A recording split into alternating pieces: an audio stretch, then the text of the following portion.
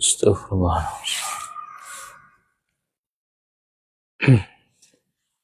Bismillahirrahmanirrahim. Assalamualaikum warahmatullahi wabarakatuh. Alhamdulillah nahmaduhu wa nasta'inuhu wa nastahdihi wa nastaghfiruh wa nu'minu bihi wa natawakkal 'alaihi wa na'udzu billahi min shururi anfusina wa min sayyiati a'malina man yahdihillahu fala mudilla lahu wa man yudlil fala hadiya lahu. Asyhadu an la ilaha illallah wahdahu la syarika lah wa asyhadu anna sayyidana wa maulana Muhammadan 'abduhu wa rasuluh alladhi ballagha risalah wa adda al-amanah wa nasaha al-ummah wa kashafa al-ghummah wa jahada fillahi haqqa jihadi hatta atahu al-yaqin. Subhanaka la ilma lana illa ma 'allamtana innaka antal alimul hakim. Rabbi shrah li sadri wa yassir li amri wahlul 'uqdatam min lisani yafqahu qawli. Allahumma 'allimna ma yanfa'una wanfa'na bima 'allamtana wa zidna 'ilma wa faqihna fid din waj'alna minar rasyidin. Allahumma inna nas'aluka 'ilman nafi'a wa rizqan tayyiba wa 'amalan mutaqabbala. Allahumma amin. Ashabul Fadilah, Tuan-Tuan Imam, Tuan-Tuan Bilal, pengurusi dan jawatan kuasa Masjid Husain, Ashabul Fadilah, Tuan-Tuan Guru, para alim ulama, para asatizah, Tuan-Tuan Haji dan Puan-Puan Hajjah, Tuan-Tuan, Puan-Puan, sidang hadirin, hadirat, Muslimin, Muslimat yang dikasihi lagi dirahmati Allah Subhanahu Wa Ta'ala sekalian. Alhamdulillah, sama-sama kita merafa' setinggi-tinggi syukur kehadrat Allah Subhanahu Wa Ta'ala. Masih lagi dikurniakan kepada kita kesempatan pada malam yang berbahagia ini, setelah kita sama-sama dapat melaksanakan ibadah berpuasa dan juga berqiyam sepanjang Ramadan. Alhamdulillah, sempat jugalah saya hadir ke masjid kita ini sama-sama melaksanakan ibadah tarawih dengan para jemaah sekalian. Masya Allah, ramai yang dapat hadir mengimarahkan masjid dengan solat tarawih, kemudian beriktikaf, dan kemudian kita juga sudah selesai dengan ibadah ataupun dengan merayakannya pada Syawal. Ini pun kira dah habis Syawal ni. Jadi kiranya sudah selesai sebulan berpuasa dan sebulan bersyawal. Tapi mungkin ada lagi lah beberapa lagi rumah-rumah terbuka. Walaupun bukanlah kita kata mengambil semangat Aidilfitri. Walaupun bukanlah tuntutan ibadah, tetapi bagi mereka yang mungkin membuat rumah terbuka dan ziarah menziarahi pada hujung minggu, walaupun sudah masuk nanti, sudah masuk ke bulan Zulqa'dah, dan para jemaah haji pun sudah mula berangkat untuk melaksanakan ibadah haji. Tapi kita ambillah semangat tersebut, mungkin ada lagi lah ziarah menziarahi dan juga memberikan makan, ta'amut ta'am. Mudah-mudahan ia masih lagi termasuk daripada perkara yang baik dalam mengukuhkan silaturahim dan juga hubungan ukhuwah Islamiyah sesama kita.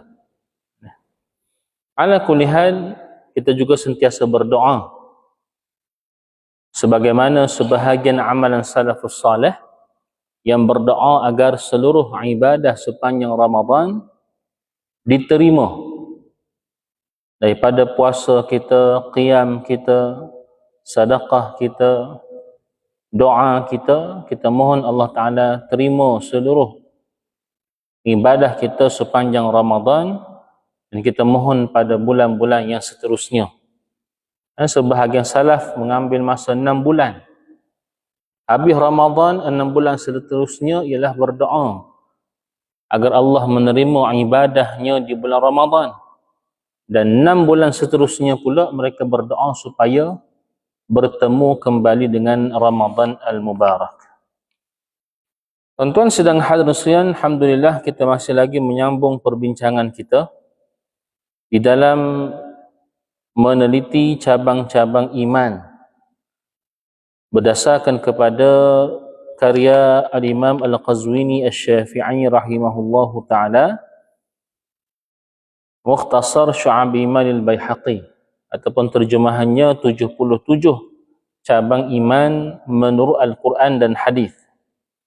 Alhamdulillah tuan-tuan sedang hadirin sekalian, pada kesempatan yang lalu kita sudah membicarakan pada cabang iman yang ke-36 pada bab mengharamkan pembunuhan jiwa dan jenayah ke atasnya dengan beberapa dalil daripada Al-Quran dan hadis Nabi sallallahu alaihi wasallam.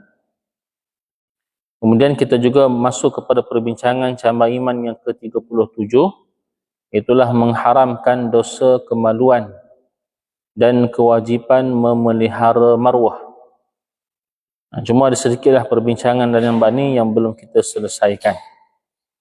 Jadi kita baca sikit insya-Allah pada cabang iman yang ke-37, mengharamkan dosa kemaluan dan kewajipan memelihara maruah. Allahumma salli ala Muhammad wa ala ali Muhammad. Dalam ayat Allah Subhanahu wa taala daripada surah An-Nur ayat 30 dan 31, yang mana kita dah sebut perbincangan kita sebelum ni, cuma ialah dah hampir 2 bulan tak kuliah ni, jadi kita murajaah sikitlah. Ayat kedua-dua ini yang mana ayat Allah perintahkan kepada lelaki dan wanita beriman. Dimulakan dengan lafaz wa qul lil mu'minina yaghuddu min absarihim wa yahfazu furujahum. Dan katakanlah wahai Muhammad sallallahu alaihi wasallam kepada para lelaki beriman supaya mereka menundukkan pandangan mereka dan juga menjaga, memelihara kehormatan dan kemaluan mereka. Itu ayat 30 daripada surah An-Nur. Wa yahfazu furujahum, jagalah kehormatan ataupun kemaluan mereka. Manakala pada ayat 31 perintah yang sama tetapi kepada para wanita beriman. Wa qul lil mu'minat yaghuddu min absarihin wa yahfazna furujahun. Dan katakanlah wahai Muhammad sallallahu alaihi wasallam kepada para wanita yang beriman supaya mereka menundukkan pandangan mereka dan juga memelihara kehormatan dan kesucian kemaluan mereka. Jadi dalam ayat ini tuan-tuan sedang hadirin sekalian, Allah Ta'ala menyuruh ataupun menyatakan suruhan kepada kedua-dua, sama ada al-mu'minin, orang lelaki yang beriman, dan juga orang perempuan yang beriman. Dalam keadaan pada kebiasaannya, kalau kita perhatikan pada perintah-perintah ini, sebenarnya sudah cukup kalau sekiranya perintah itu dinyatakan secara umum dengan lafaz, dengan sirah muzakkar dipanggil.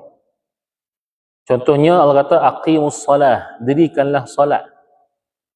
Walaupun aqimu itu merujuk kepada muzakkar, dirikanlah wahai para lelaki lah kali bukan. Tapi kerana dia umum, maka lafaznya aqimus salah maknanya dirikanlah semua orang untuk mereka mendirikan solat, tak kira lelaki ataupun perempuan.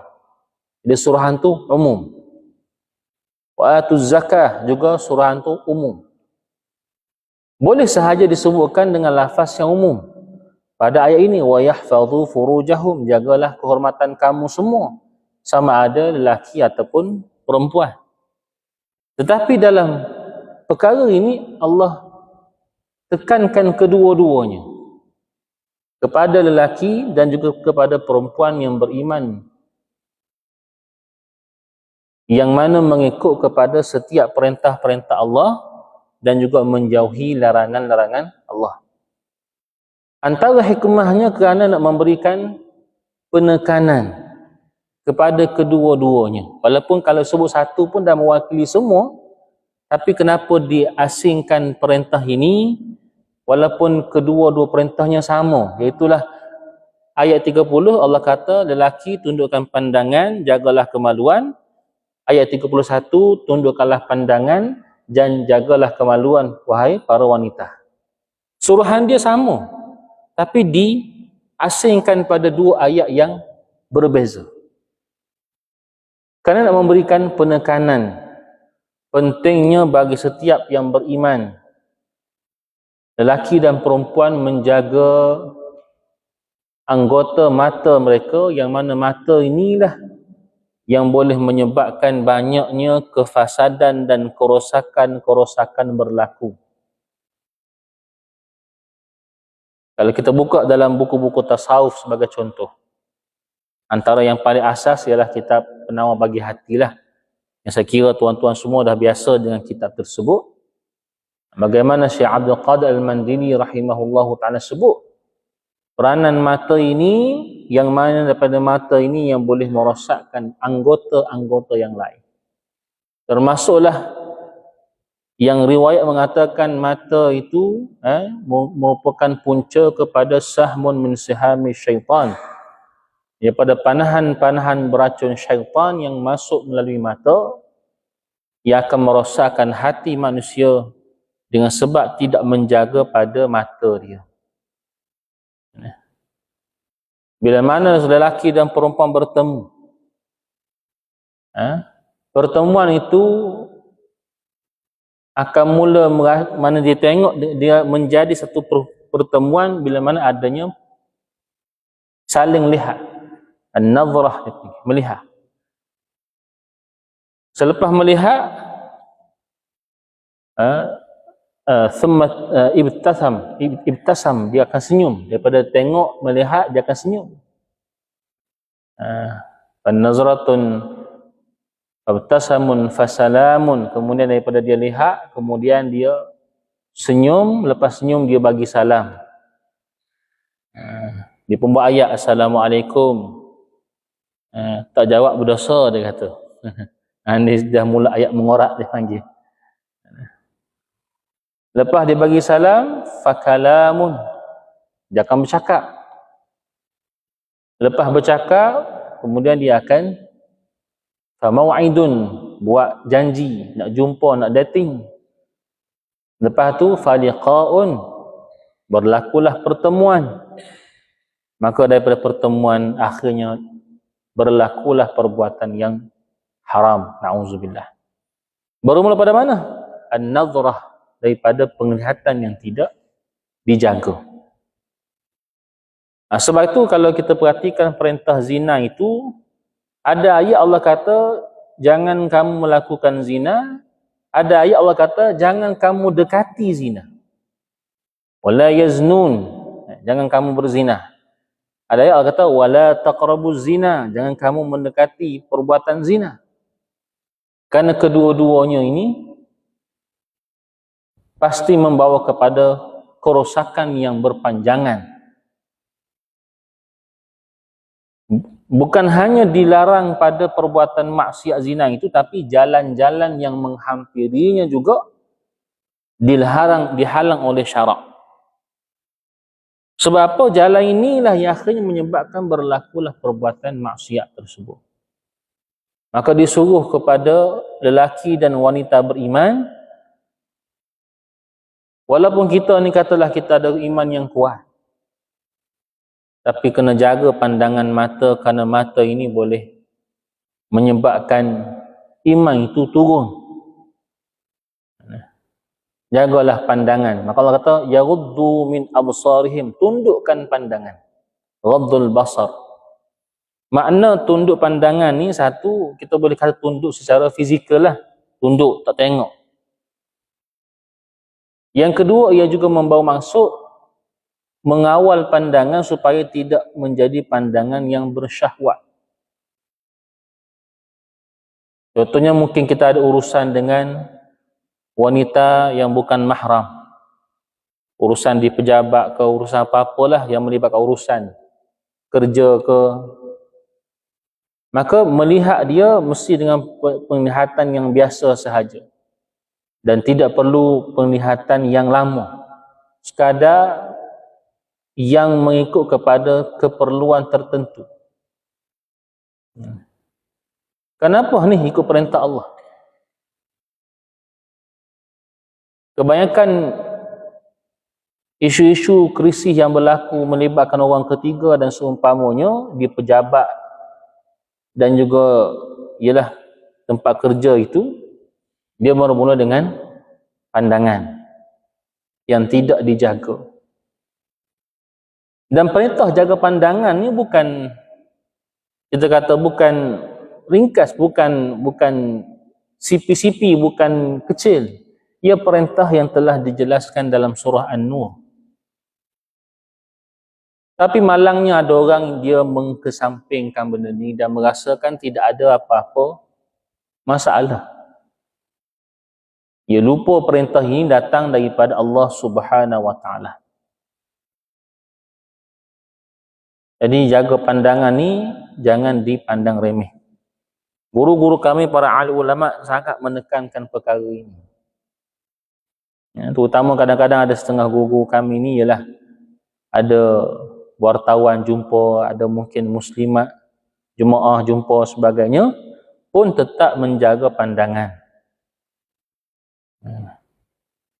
Karena bila-bila masa sahaja syaitan ni boleh datang dan merosakkan kita. Wal'iyyazubillah. Jadi menjaga pandangan ini kemudian disebutkan wa yahfazu furujahu. Lepas Allah kata jaga pandangan, tundukkan pandangan dan jagalah kemaluan kamu. Kenapa? Ia saling berkaitan. Maka dengan menjaga pandangan, maka akan terjagalah kehormatan manusia itu dan kemaluan dia. Lepas tu mata ni kita kena jaga sungguh-sungguh. Kena bersyukur dengan nikmat mata, yakni mana bersyukur tu menggunakan mata itu dengan tujuan yang Allah ciptakan dia. Seandainya ternampak ke, terlihat ke, cepatlah kita beristighfar kepada Allah Subhanahu Wa Taala. Jangan dilayan. Sehingga kata ulama, tak mungkin seseorang tu dapat sampai kepada Allah Subhanahu Wa Taala sekiranya dia masih lagi bergelumang dengan hawa nafsu dia. Ibn Athaillah menyatakan, lam yarhil ila Allah, tidak akan sampai manusia itu tak akan sampai kepada rihlah perjalanan menuju Allah selagi mana dia masih lagi dalam keadaan bergelumang lagi dengan nafsu syahwat dia. Bahkan dia kena membersihkannya, disebutkan kena seumpama ibarat mandi wajib pada batin dia seperti mana dia mandi wajib pada zahir untuk membersihkan hadas tadi. Kalau tidak, maka ibadahnya itu tidak akan sampai kepada merasakan muraqabah pengawasan Allah, apatah lagi merasakan ma'iyatullah, bersamanya dia Allah Ta'ala dalam kemanisan ibadah dia. Lebih berat lagi, takut-takut ibadah dia itu hanya sekadar cukup dirasa, yang penting dah sah dia kata. Kita ibadah ni, kita buat satu, ialah kita nak suruh pastikan dia sah. Tapi mestilah kita buat ibadah tu juga mengharapkan Allah menerima ibadah kita. Tapi kalau ada orang tu, kata para ulama, dia sekadar cukup rasa sah saja. Tak ada dia berasa nak ibadah tu biar Allah terima ibadah dia. Takut-takut dia hanya beribadah untuk menjaga pandangan manusia, bukan pada pandangan dan pengawasan Allah. Ada. Maknanya dia semayang, dia jaga daripada takbir sampai kepada taslim, jaga. Tapi hatinya lalai, masih teringat dengan nafsunya, matanya tak jaganya. Semayang dia jaga. Jadi macam mana nak bersama kedua-duanya ni? Iaitu semayang dia jaga, tapi hati dia masih lagi bergeluman dengan dosa. Dan dia mengatakan tak apa, yang penting semayang ni sah. Khusyuk ni sunat je, dia kata. Ini bahaya. Kenapa akhirnya dia semayang tu, kata para ulama tasawuf, takut-takut dia semayang tu kerana nak suruh orang kata dia semayang saja. Sedangkan perintah semayang ni kena sampai kepada khashi'un. Qad aflahal mu'minun alladhina hum fi salatihim khashi'un. Dan sampai kepada semayang yang khusyuk. Kita puasa, kita bukan puasa awam saja, puasa kita puasa yang sampai kepada khusus, kepada puasa khususul khusus. Tapi kalau ada orang tu dia sekadar tak apalah, yang penting puasa Ramadan. Sebab apa? Boleh beraya. Takut-takut dia khawatiri dia puasa tu hanya kerana pandangan manusia semata-mata. Dia takut kalau dia tak puasa, orang kata dia tak puasa. Dia takut orang kata. Maka orang yang menjaga batin ini, iaitulah menjaga pada khusyuknya, pada penerimaan ibadahnya, dia nak cuba bersihkan daripada sesuatu yang menghalang dia daripada rihlah perjalanan dia menuju Allah Subhanahu Wa Taala. Dan benda ni bukan mudah, dia perlu kepada mujahadah. Asalkan setiap masa kita tu ada, bukan kita pun tak kata kita ni orang baik, tapi nak ceritanya kita ni nak berjalan di atas jalan para salihin. Maka caranya macam mana? Kena mujahadah, kena sungguh-sungguh. Ingatlah Allah berfirman dalam Al-Quran pada surah Ali Imran. Am hasibtum an tadkhulul jannah walamma ya'lamillahu alladhina jahadu minkum wa ya'lamus sabirin, kata Allah. Dalam surah Ali Imran Allah ceritakan tentang manusia yang menyangkakan mereka ni sudah nak sampai ke syurga. Allah kata am hasibtum an tadkhulul jannah, adakah kamu menyangkakan kamu itu sudah sedia nak masuk ke syurga? Walamma ya'lamillahu alladhina jahadu minkum wa ya'lamas sabirin. Sedangkan belum nyata lagi. Yakni kamu itu belum lagi nampak kamu itu benar-benar berjihad, bersungguh-sungguh pada jalan Allah, dan belum nyata lagi kamu itu orang yang bersabar. Allah Maha mengetahui. Cuma manusia itu sendiri yang dia rasa nak masuk ke syurga, tapi dia belum lagi ternyata dia itu benar-benar bersungguh dalam ibadah dia, dalam perjuangan dia dengan agama Allah Subhanahu Wa Taala. Belum lagi dia tu nampak sabar dengan agama Allah, sabar dengan ujian-ujian kehidupan dia. Jadi macam mana dia kata dia nak masuk ke syurga sedangkan dia belum lagi menempuhi jalan-jalan seperti mana jalan para syuhada, para salihin, yang mana mereka semua melalui jalan-jalan yang ujian-ujian yang berat. Nak kena jaga ibadah tadi. Maka tak mungkin seseorang tu boleh buat ibadah dengan khusyuk sekiranya hati itu masih lagi bergelumang dengan perkara-perkara kelalaian. Puncanya apa dia? Salah satunya puncanya pada menjaga mata tadi. Maka jagalah mata kita, beristighfarlah, memohonlah keampunan Allah Ta'ala di atas segala kesilapan-kesilapan kita. Dan beramalkanlah doa Nabi sallallahu alaihi wasallam kepada sahabat Nabi. Allahumma ghafir dhanbahu wa tahhir qalbahu wa hassin farjahu. Nah, Nabi letak tangan Nabi kat dada sahabat Nabi. Nabi baca doa Allahumma ghafir lahu, Allahumma ghafir lahu. Ya Allah ampunkanlah, Allahumma ghafir dhanbahu, ampunkanlah dosanya.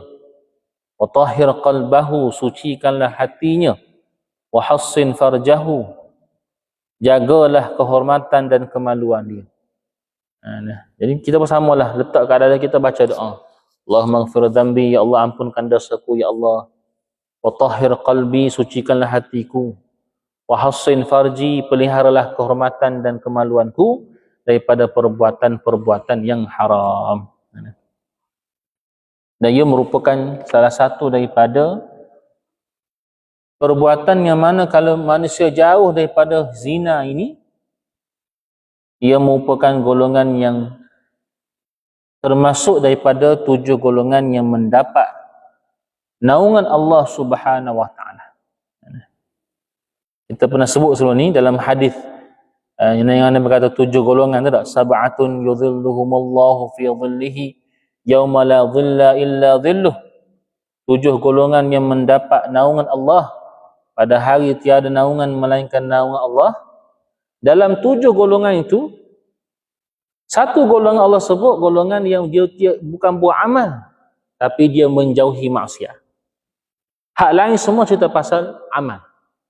Imam yang adil, ada lelaki yang beribadah kerana Allah, pemuda yang hati dia bertaut kepada masjid, 2 orang yang berkasih kerana Allah, bertemu berpisah kerana Allah, orang yang bersedekah dengan secara sembunyi, jaga ikhlas dia, orang yang berzikir secara diam-diam kemudian meniti air mata dia, yang lain semua ibadah. Satu golongan yang Allah kata, lelaki yang mana didekati oleh wanita yang ada kecantikan, ada nasab yang baik, bagus, bagus maknanya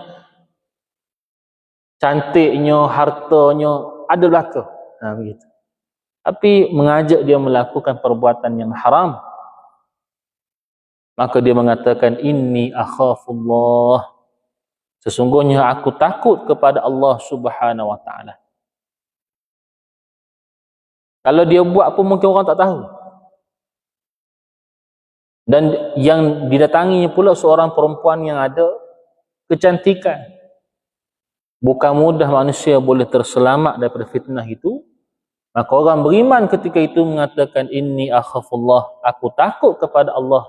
Dia lari daripada tempat tersebut dengan sebab dia menjauhi dosa tadi. Dia tergolong dalam kalangan mereka yang mendapat syafaat Allah di hari manusia mencari-cari syafaat Allah Subhanahu wa taala di hari kiamat. Jadi maknanya besarnya pahala orang yang bersabar dalam menjauhi dosa dan maksiat kepada Allah. Kemudian hadis sebutkan la yazni zani hina yazni wa huwa mu'min wa la yasriqu as-sariqu hina yasriq wa huwa mu'min. Seorang penzina tidak akan berzina ketika dia beriman. Seorang pencuri tidak akan mencuri ketika dia beriman. Wa la yashrabul khamra hina yashrabuha. Seorang yang meminum arak tidak akan meminumnya ketika dia beriman. Wa huwa mu'min, dia beriman. Wala yantahibu nuhbatan dhata syarfin yarfa'ul mu'minuna ilaihi fiha absarahum hina yantahibu wa huwa mu'min. Seseorang yang merampas sesuatu barangan yang berharga yang membuatkan orang beriman melihat ke arahnya, tidak akan merampasnya melainkan ketika dia beriman. Tuan-tuan, hadis ni hadis sahih riwayat Al-Bukhari dan juga Muslim. Hadis ni walaupun terjemahan dia kata seorang penzina tidak akan berzina ketika dia beriman. Kalau kita faham umpama seakan-akan sebut bila mana dia melakukan perbuatan zina maka dia hilang iman dia, kufur dia. Tapi hadis ni bukan bermakna perbuatan ini menyebabkan gugurnya Islam dia. dia masih lagi dikira sebagai Muslim, tapi Muslim yang telah melakukan dosa besar. Iman dia turun seturun-turunnya, melainkan dia bertaubat kepada Allah Subhanahu wa taala. Jadi maknanya perbuatan ini tidak menyebabkan terbatalnya iman. Kalau dia mati pun dalam perbuatan, contohnya dia mencuri, kemudian dia ni ditahan, akhirnya dilanggar, dia mati. Cek dia itu Islam, tapi dia mati dalam keadaan mencuri. Adakah gugur iman dia? Tak gugur iman dia. Dia masih lagi perlu diuruskan jenazahnya cara Islam. Tapi dia mati dalam keadaan, ataupun dia telah melakukan dosa besar kerana mencuri. Sama juga, perbuatan zina ini memang dosa besar, tapi bukan dosa yang menyebabkan dia itu terkeluar daripada Islam dia. Dia kena ada beza di antara dosa besar dan perbuatan yang menyebabkan gugur iman dia sehingga dia menjadi kafir. Na'udzubillah. Walau bagaimanapun, setiap yang disebutkan tadi semua itu dosa-dosa yang membawa kepada kerosakan. Zina, mencuri, minum mara, ini semua dosa-dosa yang ada hukuman dunianya. Dan dia mesti bertaubat seperti mana yang dinyatakan dalam surah Al-Furqan. Illa man taba wa amana wa amila amalan salihah. Orang yang mana bila melakukan dosa-dosa macam ni, wajib ke atasnya bertaubat. Kerana dosa besar tidak diampunkan dengan melakukan amal-amal. Dosa kecil, ya, kita istighfar, kita buat amal soleh, diampunkan dosa-dosa kecil. Tapi dosa besar ni dia mesti dengan taubat kepada Allah, dengan sebenar-benar taubat. Wa amana, kembali beriman kepada Allah. Wa amila amalan salihah, barulah dia mengiringinya dengan perbuatan yang baik. Mudah-mudahan faulaika yubaddilullahu sayiatihim hasanah. Allah menukarkan dia daripada perbuatan yang buruk kepada perbuatan yang baik dengan sebab dia benar-benar bertaubat kepada Allah Subhanahu wa taala. Dia tak lari, jangan lari. Setiap daripada manusia yang i'tarafa dzambahu, yang mengakui akan dosanya, maka dia ada peluang untuk diampunkan dosa oleh Allah Subhanahu wa taala. Belajarlah daripada kisah Nabi Allah Adam alaihissalam. Tatkala Allah Taala telah mengeluarkan Adam dan Hawa daripada syurga, Adam tidak menyalahkan sesiapa. Bahkan dia terus berdoa dengan munajatnya, Rabbana zalamna anfusana wa illam taghfir lana wa tarhamna lanakunanna minal khasirin. Itu merupakan doa pengakuan. Ya Allah, kami telah menzalimi diri kami sendiri. Rabbana zalamna anfusana. Jadi nak mengaku ni bukan mudah dah. Maka orang yang i'tarafu bidhunubihim, yang mengaku dosanya, bertaubat dan berjanji tidak akan mengulanginya lagi, mudah-mudahan taubatnya diterima dan wajib ke atasnya menjauhi semua dosa-dosanya tadi. Allah tahu manusia tu buat dosa, tapi Allah juga Maha Pengampun. Allah membuka peluang kepada seluruh umat untuk sentiasa meminta keampunan daripada Allah Subhanahu wa taala. Jadi ayat ini, hadis ni sebagai ancaman. Maknanya kena ingat, orang yang buat dosa ni, termasuk perbuatan zina ni, dosa besar. Termasuk 7 dosa besar.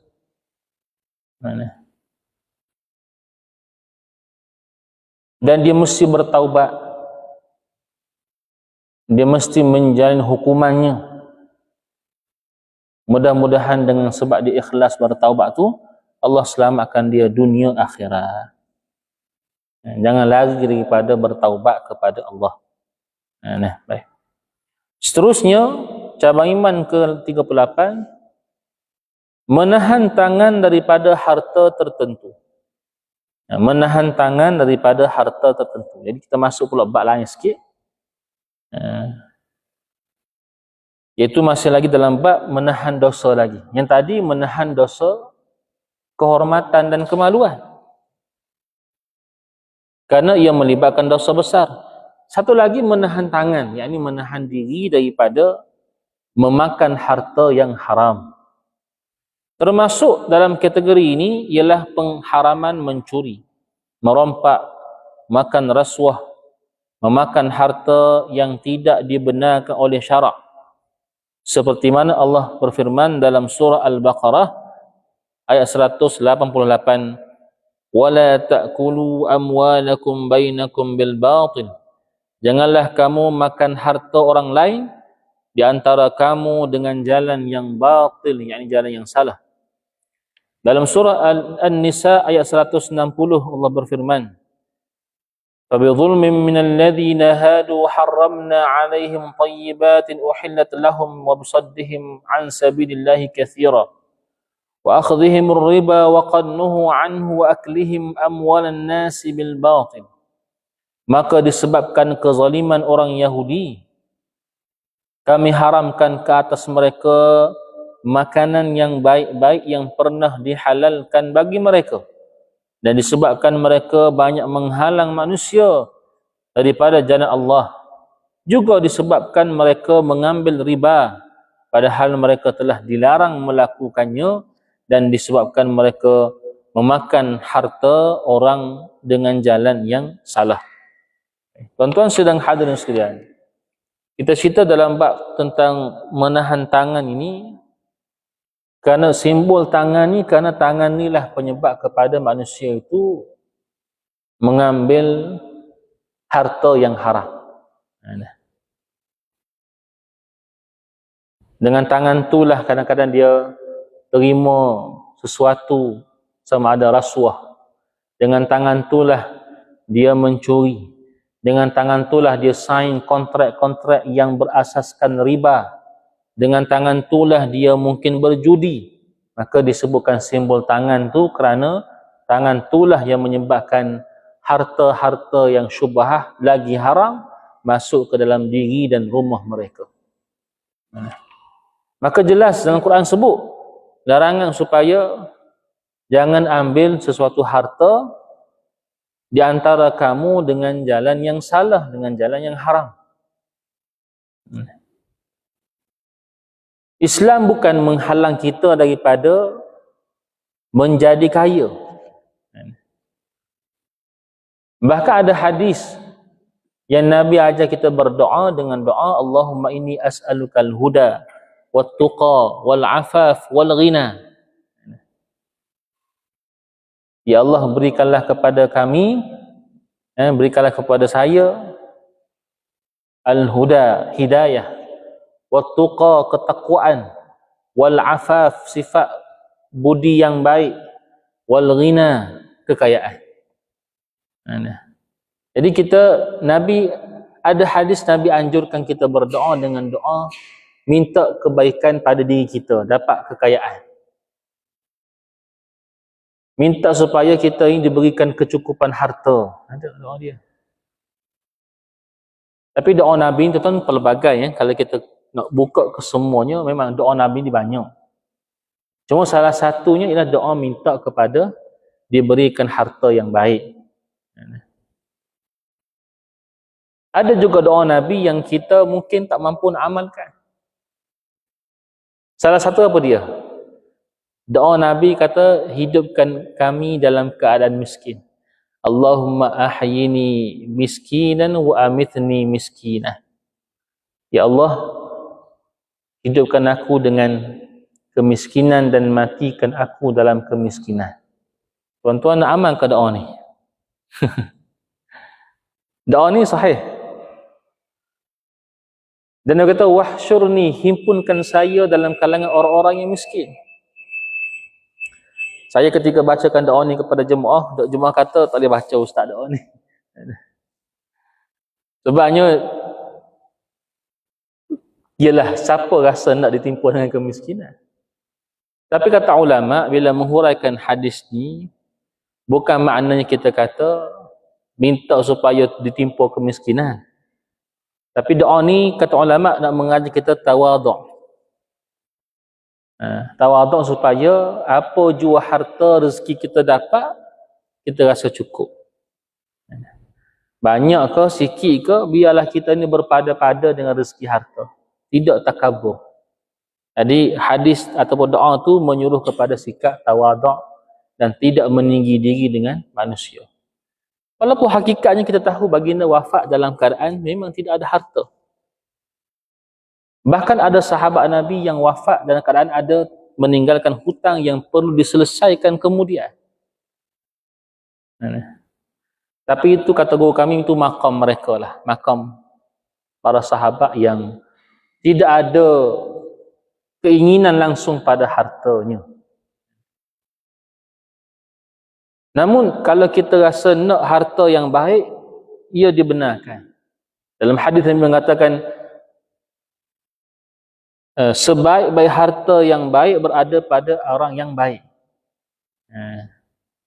Al-abdul salih, malus salih li abdul salih. Harta yang baik berada pada tangan orang yang baik. Dan harta juga dipanggil sebagai qiyamah. Allati ja'alallahu lakum qiyamah. Harta itu menjadi tunjang dalam kehidupan. Dan kita perlukan orang berharta. Supaya dengan harta itu terdirilah pembangunan, termasuklah Masya Allah masjid kita tuan-tuan. Supaya dengan ada harta tu dapat menjalankan pendidikan pun berjalan, dakwah pun berjalan dengan harta yang baik. Kalau kita pergi halus lagi, kata para ulama tasawuf, dia kata kalau seseorang tu yang berharta dan kemudian dia berasa riak dengan sebab dia mendirikan rumah ibadah ke, dengan sebab dia buat sekolah ke, madrasah ke, tapi dia sebut-sebut, saya buat madrasah, saya buat sekolah, saya buat sekolah, dia sebut-sebut. Itu lebih baik daripada orang yang tidak ada harta kemudian takut nak buat, sehingga akhirnya dia tak buat sebab apa? Takutlah nak buat, takut-takut riak, dia kata. Tapi kata-kata ni bukan maknanya kita membenarkan sifat riak tu, tidak. Nak bagi tahunya, bila harta tu ada dan kemudian ia didirikan dengan, ialah kita kata dengan bangunannya, dengan mungkin sistem pendidikannya, asnaf fakir miskinnya diberikan, dan mungkin dia menzahirkannya. Mudah-mudahan dengan sebab dia menzahirkan itu, ialah tujuannya untuk tahadduts bin ni'mat, membicarakan nikmat yang baik, mengajak orang supaya menyumbang juga kepada perkara yang baik. Mudah-mudahan terpeliharalah hati orang tu, walaupun nampak macam dia tu riak, nampak sahaja, sedangkan benda dalam hati ni ialah dia urusan Allah Ta'ala lah. Tapi nak bagi tahunya, kalau dia buat sekalipun, kita bukan hukum dia kata dia tu riak. Barangkali kita berbaik sangka, dia iklankan, dia bagi tahu orang, tujuannya membicarakan nikmat yang baik, berkongsi dengan orang, dan ajak supaya orang lain pun turut menyumbang juga kepada perkara yang baik. Jadi harta ni penting. Cuma yang tak bolehnya apa dia? Jangan sampai harta yang batil itu, harta yang haram itu menjadi tunjang kepada kehidupan. Islam ni boleh membangun dengan harta yang baik. Mana tak berhajat pun kepada judi ke, rasuah ke, riba, tak perlu walaupun jumlah yang banyak. Kerana ia tak dikira sebagai harta yang baik dalam Islam. Setiap daripada ketamadunan ke kebaikan tu boleh dibina daripada hasil harta yang baik. Cuma akan datang insyaAllah kita akan sambung lagi. Apakah ciri-ciri harta yang baik dan apakah perkara-perkara yang perlu kita ada sempadan dia supaya kita tidak terlibat dengan sesuatu yang menyebabkan kerugian dunia akhirat akibat tidak menjaga tangan kita daripada harta-harta yang syubhat maupun haram. Wallahu a'lam bishawab. Alhamdulillah. Allahumma salli ala Muhammad wa ala ali Muhammad. Allahumma a'inna ala dzikrika wa syukrika wa husni ibadatik. اللهم زدنا ولا تنقصنا وأكرمنا ولا تهنا وأعطنا ولا تحرمنا وآثرنا ولا تؤثر علينا برحمتك يا أرحم الراحمين. الحمد لله رب العالمين. أقول قولي هذا والسلام عليكم ورحمة الله وبركاته.